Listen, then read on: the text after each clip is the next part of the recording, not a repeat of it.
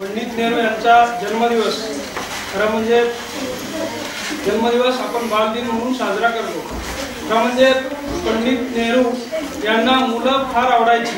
मुलं म्हणजे देवाघरची फुलं असं ते सतत म्हणायचे।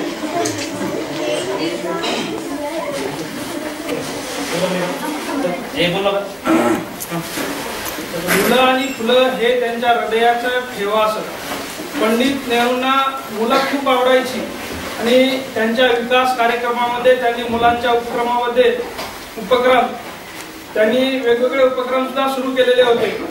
त्याचबरोबर त्यांची एक कथा मी तुम्हाला सांगतो की पंडित नेहरूंना खूप मुलं आवडायचे की एकदा काय झालं, पंडित नेहरू आपल्या निवासस्थानी त्यांच्या मंत्रिमंडळाच्या बैठकीमध्ये होते। त्यावेळेस त्यांना तो होळीचा दिवस होता आणि त्या दिवशी शाळकरी मुलं त्यांना भेटायला आलेली होती। हे त्यांना कळालं। त्या इतक्यात त्यांनी तो बैठकीचा कार्यक्रम लगेच आटोपला आणि ते लगेच बाहेर आले आणि मुलांच्या अंगावर त्यांनी गुलाल उधळायला सुरुवात केली।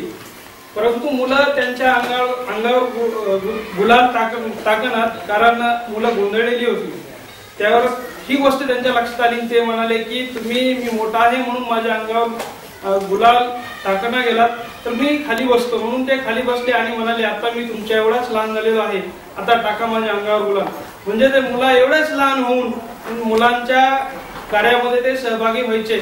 तर अशा महान नेत्यांचा, त्याचबरोबर पंडित नेहरू मुलाबद्दल असं सांगायचे की मुलं काय शिकतात हे तुम्ही पाहू नका, तर मुलावर कोणते संस्कार होतात हे तुम्ही लक्षात घ्या, असं ते त्यांच्या पालकांना आणि शिक्षकांना सांगायचे।